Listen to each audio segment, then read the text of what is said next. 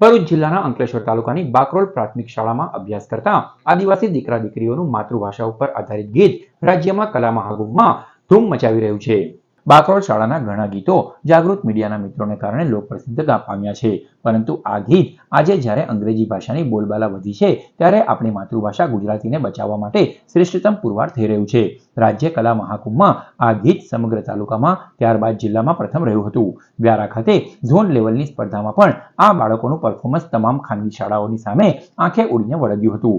સરકારી પ્રાથમિક શાળામાં અભ્યાસ કરતા આ બાળકોનું આ લેવલ જોઈ નિર્ણાયકોની સાથે સાથે પ્રેક્ષકોએ પણ અચંબિત કરી દીધા હતા. આ ગીતને યાદગાર બનાવવા ગાર્ડન સિટી ખાતે આવેલા શૈશવ રેકોર્ડિંગ સ્ટુડિયોમાં તેનું રેકોર્ડિંગ કરી શાળામાં જ તેનો વિડીયો બનાવવામાં આવ્યો છે. માતા છે ગુજરાતની